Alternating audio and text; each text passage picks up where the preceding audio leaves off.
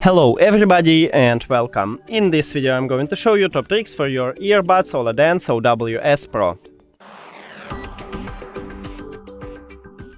So, firstly, you don't need to use your phone when you listen to music or speak with someone. You can use a gesture, and right here we have touch areas. You can play next or previous track, you can call voice assistant, you have volume control, so you can volume up and volume down the music. And you can customize it right here in the application. You have a few options to customize. Next one, these earbuds have bass boost, so you can enable it also in the application. Right here, surging bass, this is bass boost. Or you can use another preset or create your own to improve your listening experience.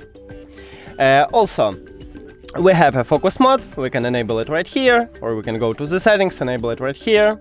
And I guess you should try it. Maybe you will like it. The sound balance, also, you can make something good for you. I make something like this one. I like it. If you don't need it, just go to the 0 and that's it. And we have hearing protection, so easy, enable it in the application, only one slider, and you can use it.